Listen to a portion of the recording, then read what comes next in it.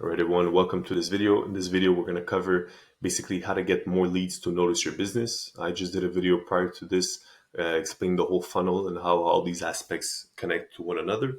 But in this video, we're going to go more in depth about exactly how to get more people to notice your business through all these different various methods. So some are going to be better. Some are going to be depending on the type of business you have, whether you're a contractor, agency, local service business like a hair salon or even like a roof repair or whatever type of business you may have. Some of these are going to apply more to you. Some of these are going to apply less to you. But in any case, having them all optimized and all being set properly is really going to help you, or should really help you, increase the amount of sales, amount of revenue, amount of leads you're getting through the door. So let's go in first. We're going to go with review sites. And by the way, as an FYI, if you guys want, we have 12 trainings going over all these things more in depth. And we also have tutorials on our other YouTube channel. It's going to be linked I believe it's going to be in my bio on this YouTube channel here. But we have our agency's channel that has more in-depth tutorials and stuff like that on all these things. But if ever you want, you have the trainings here, so you could go into them, and there's checklists also associated with them, so you could just check off everything you need to do for your business. So it's a lot easier to do. But this here video is going to be more about explaining the concept of it and how to play around with all these aspects.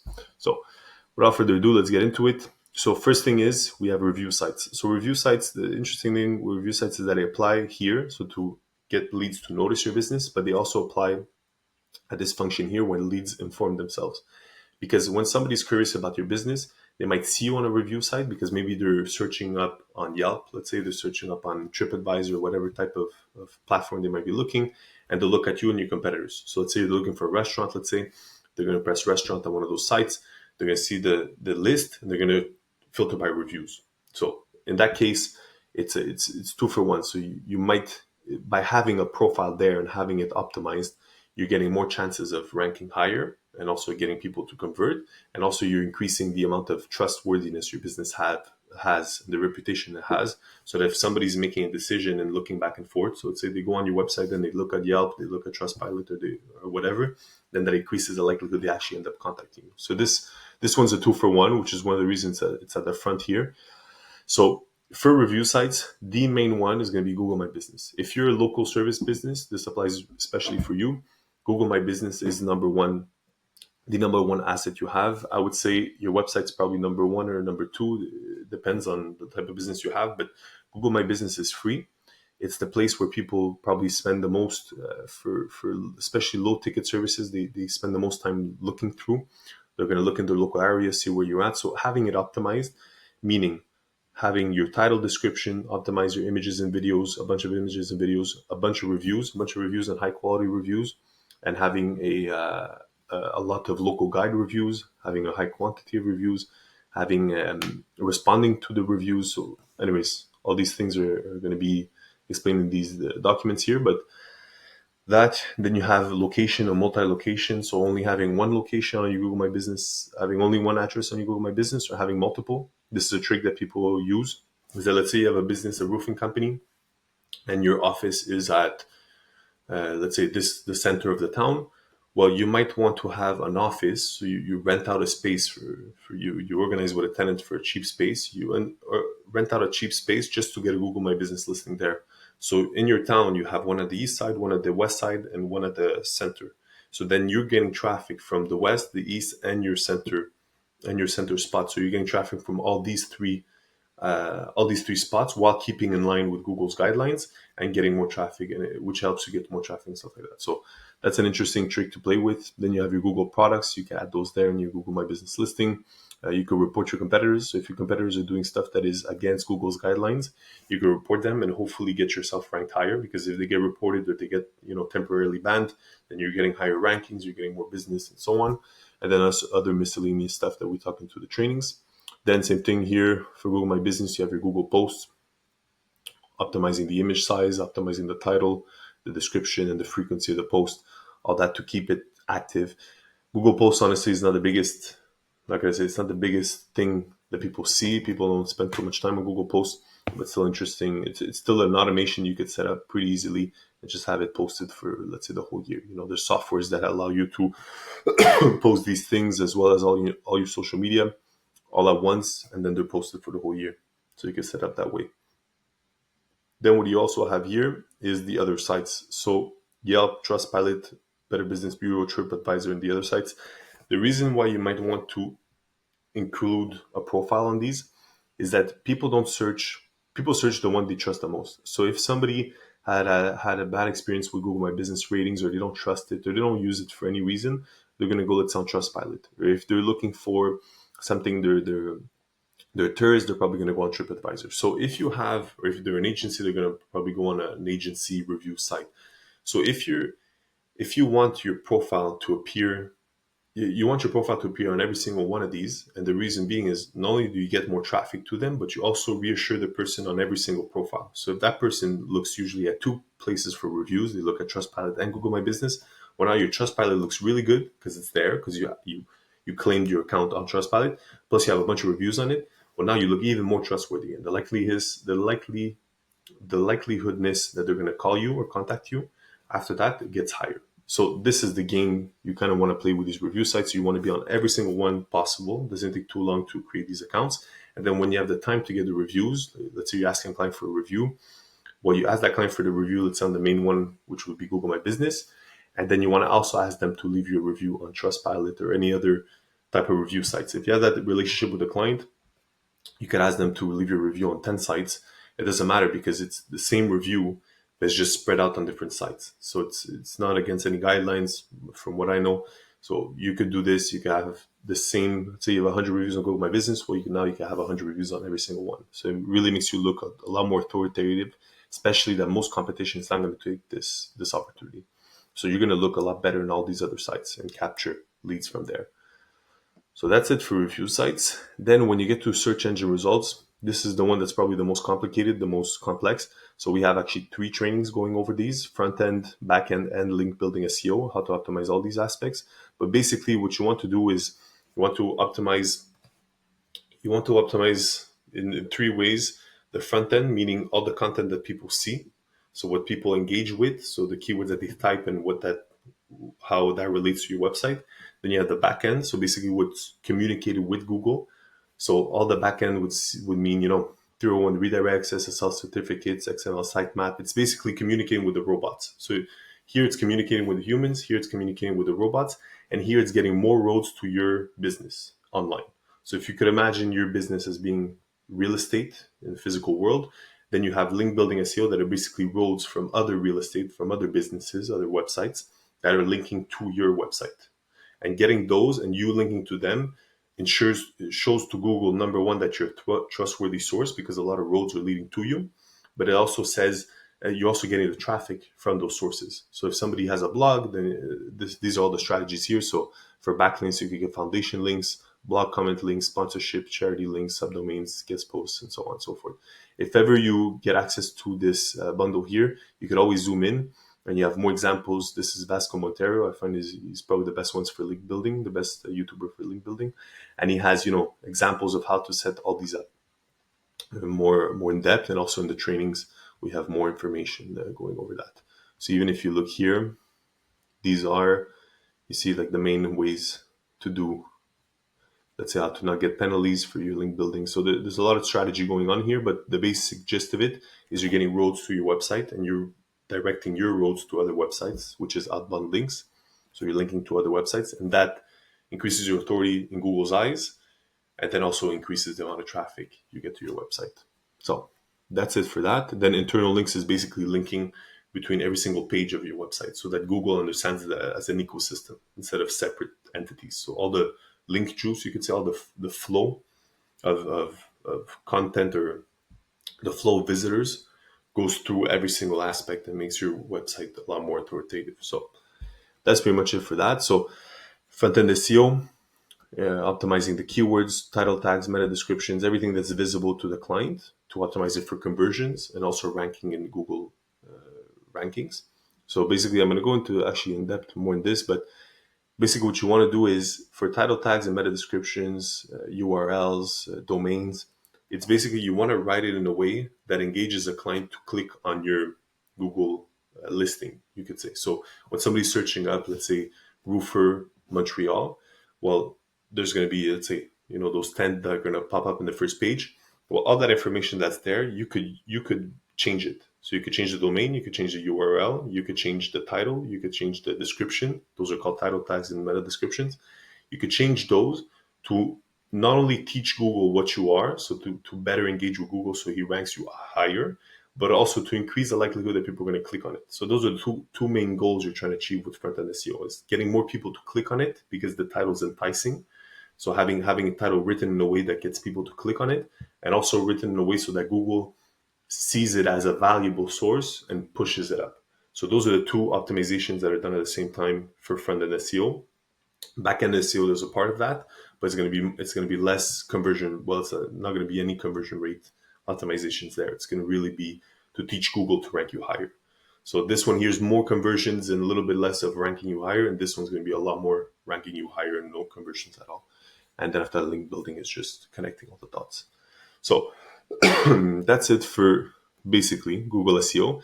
The other opportunity that I see a lot of businesses lacking is Bing SEO. So people don't realize, but I believe it's something like 6% of traffic online goes through Bing. So if you have a local service business or a service business in general, you might want to just upload your sitemap as you did to Google. So basically a sitemap, as I could say, is just the map of your website, and you're sharing it to Google saying, hey, look, this is my website, this is what it looks like. So Google now understands it better. I mean, I'm using very basic terms, like there's more technical ways to say this, but just to get the gist of it, that's how you do it. And then for Bing, same thing with the sitemap, you would upload that sitemap to Bing. But usually people don't do that. So you might be losing some traffic there, some optimizations there. Usually whatever you do in Google SEO, for Google as SEO, is going to apply to Bing, but uploading the sitemap and some slight variations, like I believe for Bing, if you have a domain that has a keyword in it, that's going to help you rank higher. But for Google, they stopped doing that. So it's if you're a roofing company and your roofing company is called Roofing New York, well, on Bing, it's going to actually help you rank higher. It's going to be considered a keyword. It's going to help you rank higher on Bing. So slight optimizations to make for both, but in any case, just uploading the sitemap should be already just a boost. It takes 5 minutes, and you're already getting a boost on Bing traffic. So that's it basically for search engine results. Obviously, there's more information, and if ever you want to see here, there's going to be graphs explaining different optimizations and why these things matter, and all the links also to Backlinko. I believe most of these are Backlinko blog, so it's probably the best blog for SEO, I believe. Also, SEMrush has some stuff. Anyways, they're going to be all linked there. Then after that, for social media, in terms of social media, in my trainings and in the videos, I don't go into how to create the content, because content it varies so much person to person, business to business. It's tough to put in a box. But most cases, what you want for social media is just have your profiles optimized. What does that mean? Well, you have your name, address, phone number, and website link all the same on every single platform. You have the branding, the look of it, the same on every single platform, so people recognize you. And you have as many likes, as many followers, as many comments as possible. And those aspects already get you higher than your competition, makes you look sharper, makes you look more authoritative online. So those are the aspects that we focus on in terms of optimization.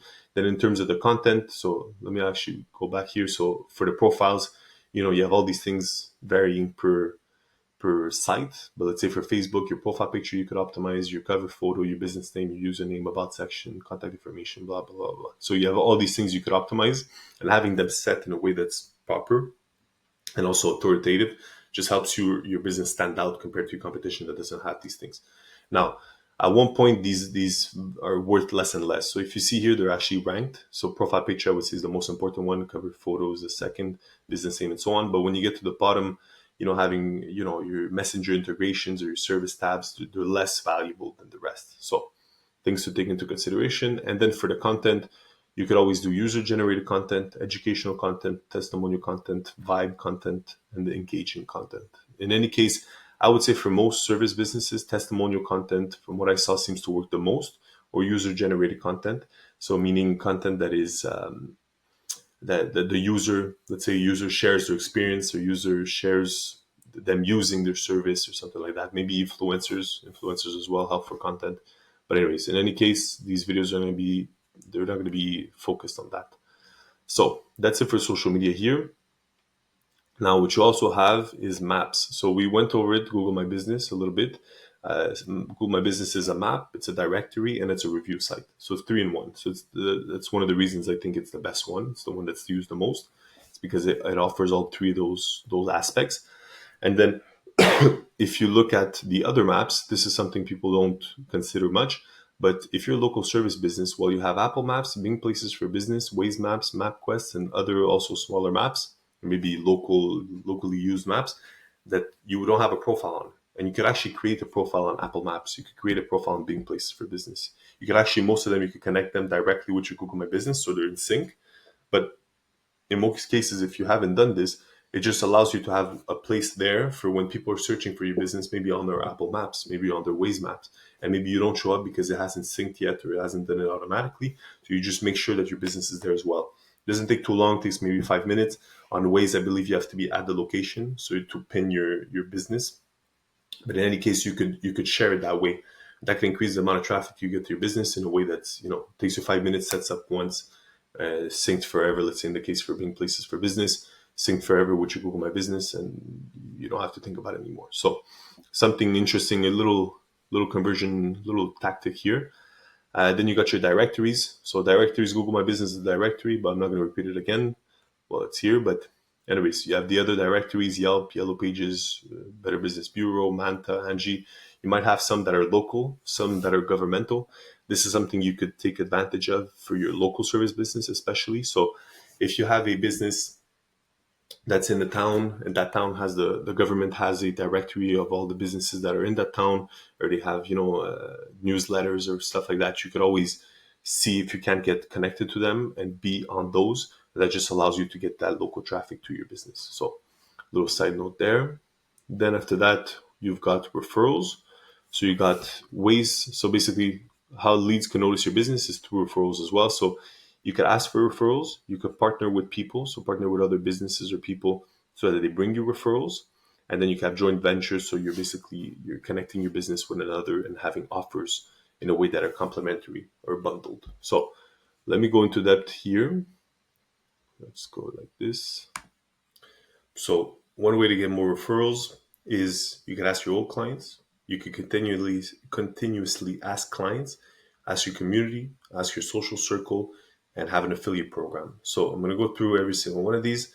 So you can ask your old clients. This is something that people don't utilize much. I realize in service businesses. So what you could do is you have, let's say, all your clients, 10 years back even, and you have all their emails. What you could do is you could have an email sequence or a text sequence, SMS sequence, depending on your comfortability, or even you could call them, and you could say, hey, we're looking to do more business. We're in a mode of expansion. Do you have anybody you could refer us to if you were happy with your service?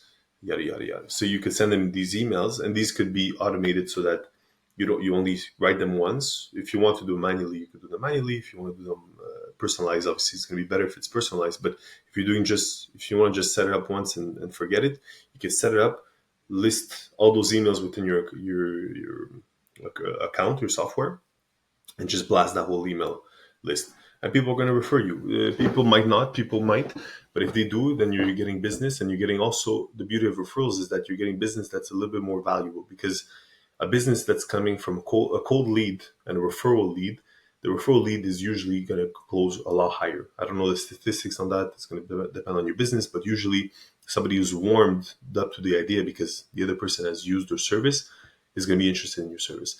And the beauty of this is that you could ask them once, but you can also continuously ask them. So depending on your tolerance or the type of clients you have, you could ask them that one time that year, but 3 years down the road, you could ask them again, because maybe that year they only had one person to refer you. But then 3 years later, they had two other people to refer you, or their projects change. And the other thing too is that when you're asking them for referrals, it also reminds them of you, also reminds them of your service. So if they're looking for your service, maybe now it's just an opportunity to remind them and say, okay, yeah, true, they do that service, so maybe I should go back and do that again. So for an example, I'll say for a service that might be applicable, let's say you had a roofing company, and you mentioned in that email that, okay, we did your roof, we're happy to have done your roof, whatever. Do you have any referrals? Also, by the way, we're doing roofing, gutter cleaning, and also window cleaning. This is our business model now. Like, we've changed, we've adapted. So if ever you're interested in that too, you could do that. So you could send them in both ways. So you could get that client to become a recurring client, a new recurring client, and also you could get that referral from them. So there's many ways to skin the cat on this one, so you could play it around.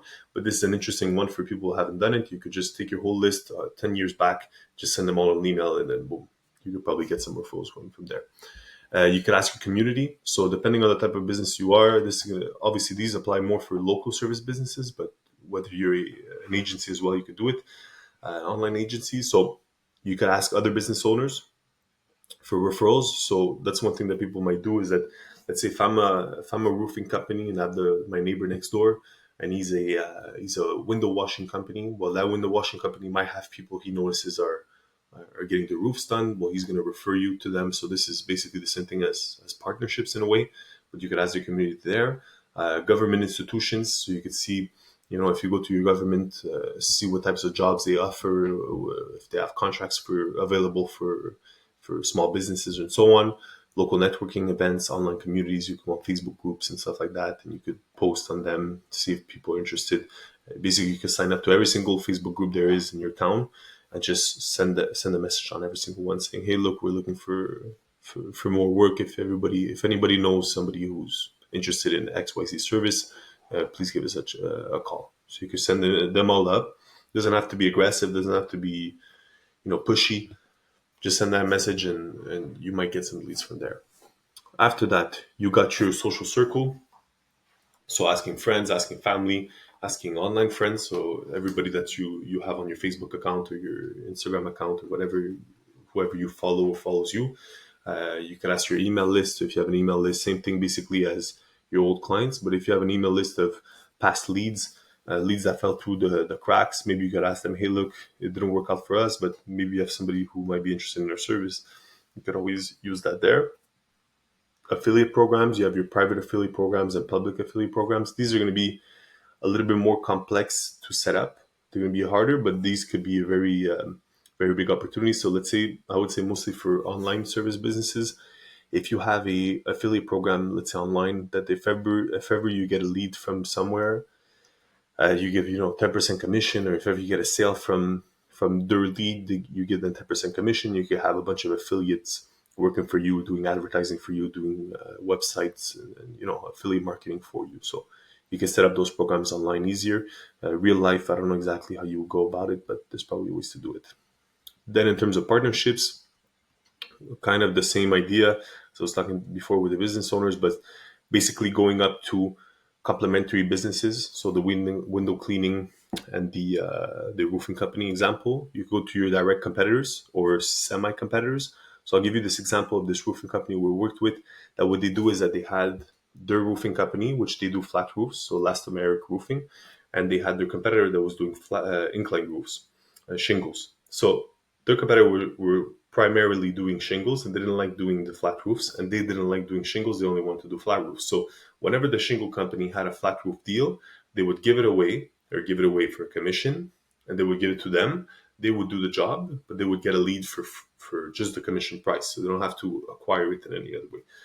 And then same thing for them. Whenever they would do that, they would give them the shingle lead. So they would be able to exchange back and forth the types of leads that they didn't want, which were for them not worth for the business because their business was set up in a certain way, that their systems were set up for that, and their systems were set up for this, so they could complement each other. You could also go with complete competitors. So maybe in your town you notice that this one business is big, but they're getting too many leads and they're getting overwhelmed with leads, and you can notice that. Or maybe have connection with them, so you could always say, if you're interested, if you have an overflow or you have jobs maybe that are smaller. So maybe in the case of a roofing company, if you're doing more, if they're doing commercial roofing and they're doing these big jobs, but they're getting a lot of leads of people interested for doing these smaller jobs, well, maybe you could get those crumbs from them, basically, because they're not interested in those. They have contracts of, you know, millions of square feet or whatever it might be. So that's it. So that's how you could set up there. Local business partnership. So the example of, if you have somebody next door, if you have somebody in front of you, like an actual local business right next to you, you might partner with them. And if ever, I could give like a crazy example, but if somebody comes in for a haircut and you have a garage next door, or maybe you have a deal with the garages that you say, okay, well, if they come for an oil change, you send them, you say, hey, look, if you want to get a haircut, you can get a haircut while you're getting your oil change. So, these little deals like this, obviously this idea might not work, but it could be an interesting one to play around depending on the type of market you're in. Then you got some miscellaneous partnerships. Actually, let's change this like this, huh? So you got some miscellaneous partnerships. So this could be, ranging from like I was saying with the gas station next to you or any other type of creative ones. I think we have it. No, we don't have any mentioning of this. But anyways, if you see these videos of these two people, Matthew Larson and Alex Omorzy, they have a lot of videos explaining these types of subjects. And then joint ventures, so basically doing bundle offers. So if you're selling, again, I'm going to do a roofing because it seems to be the easiest one to grasp. But if you're doing roofing and you have somebody, your buddy has a lawn mowing company, well, maybe you say to the person, hey, look, we could do your roof, but we could also do as an extra, we could do your lawn, mow your lawn for this time, we do your landscaping or whatever other job it might be. And it could be an offer that's bundled up. So you can have those deals, you set up those deals and get commission from your buddy who's doing the lawn mowing, or the other way around. When he's doing a lawn mowing, he's offering also the roofing. So maybe you could do a bundle deal there. So always the deals to be made in that sense. Same thing for the complementary offers. So just a plus or whatever, a minus, depending on the type of offer you could set up. And then after that, you've got your outreach. So in terms of outreach, you got cold DMs, online communities, cold email, cold call, cold text, and voicemail drops. The best one that I've noticed for most service businesses is going to be cold email, especially if you have a high ticket service. So if you're an agency, you're a consultant, you're a coach, whatever type of business that could be done. I would say some of them could be local. Local could work, but obviously the market's smaller, so you're not going to get that many cold email leads. But this is really, I would say, more for international types of businesses that could do their services online. You could set up your cold emails. It's expensive to set up at the beginning. Well, expensive is relative, but usually it's expensive to set up in the beginning. It's kind of annoying to set up in the beginning. Things could go wrong, but when they're set up, it's linear progression. So the more you spend on your cold emails, the more you spend on your campaigns and optimizing that, and the more revenue you get, and the more leads you put into it, the machine, the more money you get. So it's basically, if you get the system right, it's just a question of how much money you could put in to try to get those results. So very interesting for large plays, I would say, larger plays. So if you're looking to get, whatever, $25,000 of revenue per month extra, you could set these up because the initial cost is kind of fixed because of the software, that type of stuff, and then you have some variable costs that come up. But in any case, if you're making money, you're making money, so it doesn't matter. So that's it for the cold email. I'm going to go back here. Cold DMs. You could always go on every single social media platform and DM every day. I believe for Facebook, I think it's something like you could send 8 messenger DMs per, I believe it's per hour or something like that, at a maximum of something like 30 you could send a day. So something like that. You could have on Instagram something similar. All these other platforms, you could set this up this way. So if you have the patience or you have the need for clients, you can literally manually reach out from your account or your business account and send them an email, send them a DM saying, hey, look, we're doing this service. Do you know anybody who's ready for this service? Alex Omozy has a video about this, or at least a section of a video about this, and he explains how what he used to do, or what he does, is that when he goes for a cold DM, he doesn't ask that person directly for business. He asks them if they know anybody who's interested in that service. So it's not a cold DM direct. It's a cold DM indirect. So they just ask, do you know anybody who's interested? And then when they get referred, well, now it's a warmer lead than just a cold entry. So that can be an interesting one there. Online communities, you got your LinkedIn groups, your school communities, your local governmental communities, Facebook groups, miscellaneous other types of groups, Discord groups, Slack channels, miscellaneous groups. You have a bunch of different ways you could go. And the beauty of this is that if you get into those groups and you engage with them, or even if you don't engage with them, you just message, well, you're getting messages that are basically free. It's just your time that it takes. Because on let's say if you're doing cold DMs, you can only send the maximum amount. But if you're on these groups and you sign up to all of them, you can. So it's on Facebook. You can find probably in the local market 100 groups, or even if you're doing more of an international work, you could see, all these other types of groups, and you could just post on them. You could have every day you wake up, you post on every single one of them, where you engage in these groups and you try to get relationships going. Obviously, the way you want to do this is going to depend on your type of business, but something to consider. Cold email, we went over it. Cold calls, classic. You could always set up cold calls. Salesperson, you could even set up AI cold calls. Soon enough, at least, it's going to be able to be pretty much as if it were a real person. So that's going to be something that's going to be interesting in the future. Might be annoying for a lot of businesses too. So anyways, we'll see what's going to happen there. Cold text, cold SMS, you can do that depending on the legality of it. I don't know exactly, depending on the regions, you're going to have to check this out, but you could send out cold SMS or cold WhatsApps. So basically the same idea as the cold emails, but just instead different medium. And then voicemail drops. This is an interesting one too. If you don't want to send up, if you don't want to do calls all the time, what you could do is you could automate voicemail drops. I don't know exactly the cost for it, so I don't know what the returns could be, but you could set up these voicemail drops where you're recording one voicemail and you send it, let's say, to 10,000 people. So it calls them, but it automatically goes to voicemail and they receive a voicemail. If they receive the voicemail, they're interested in your offer, then they answer you back. But or not, they're just gonna cancel it. So you're not bothering them as much as a cold call, but you're still getting your offer through and then mentioning to them what you do. So if you want that, you can get some inbound leads from there because of your voicemail drop. Then you got your past customers. So a little bit like before with the referrals, you could ask them for the referrals, but you could also set them up in the newsletter. So you can set them up in your newsletter and an infinity flow. Basically, your newsletter is going to be informative. It's going to be teaching, the market. So depending on the type of business you have, if you have an agency, but maybe you're going to be spreading, in our case, we have a newsletter that mentions, let's say, different ways to optimize your business online. So it gives you tips every day and it gives actionable tips. So if you're following a newsletter, well, then you're getting, let's say 3 times a week, you're going to get different tips to optimize your business that you could apply that same night. So that could be interesting for people, keeps them engaged. And then if ever they're interested in actually hiring you, then they say, okay, perfect. I've had enough information from them. They've given me so much value, so many bits. I'm ready to go for the next step. Or I'm ready to purchase from them whatever they're offering. So you would give them value and then you offer something.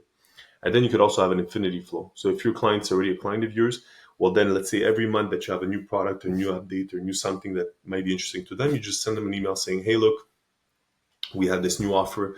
We're doing, let's say in our case, we're doing websites that are, to get 20% conversion rates. Are you interested? You could book a call with us. Hey, boom. So it's a direct call to action, but these are past clients, so they're a little bit more warm to you. And if you've given the newsletter and they're following the newsletter, well, these are going to be performing a lot better too. So different ways to play around with it, but this infinity flow or this newsletter flow is basically capturing leads that you would say are lost because you've finished with them, you finished serving them, but you could also, it's never finished truly, because maybe that month they don't want anything else, but maybe a year from now, let's say you're an agency, you offer your website design, and now you're offering Google Ads. Well, maybe that person that year, the next year is interested in Google Ads. That year they weren't, but the next year they are because their budget's better, their revenue's better, so on and so forth. So there's always ways to set this up and basically to infinity. So infinity in quotes, just to say like you can set this up, and if it makes sense for you monetarily, you could let it run for until your business dies. Then some miscellaneous strategies. These are going to be more, more out of the box. But if ever you want to take a look here and pause and take a look, I'm not going to go over them. But you got your miscellaneous online promotions, in real life promotions, and in real life advertising. These are the other ways you could set up. So basically, just to reiterate the whole thing, if you get leads to notice your business, they notice you in all these places, all these profiles are optimized, all these things are optimized for search engine, social media has content, your maps are well set up, your images, everything is well set up and looks sharp. Well, wherever somebody's going to look for you or wherever somebody's going to double check you, you're going to look legitimate, you're going to look authoritative, you're going to have reviews, you're going to be standing strong, and your business is going to appear strong and it's going to be everywhere. So whenever somebody's searching for you, they're going to find you. So that increases that. It helps with SEO. So having all these profiles and having all of them linked to your website is going to help you rank higher on Google. Helps. There's so many things that come into play that you can't even calculate, can't even determine what happens. But having all of these just has a exponential effect on the whole of your system. And then what happens is that if you get all these people to notice your business, and then you optimize where they inform themselves, your online reputation, your website, your content, then they get to contact you. You improve that. You get to increase the amount of purchase they do from you, so the amount of services you offer and so on. Obviously, you're probably going to lead to higher revenue. So this is basically it for this video. This is what I want to share here. And if you want, I'm going to share here. If ever you get access to this bundle here, you could also get access to the projections calculator. So if you notice like your Google My Business is ranking very high and you're not getting any leads from it, But if you were to do these optimizations, imagine you could get 400 people more to your website, to click on your website.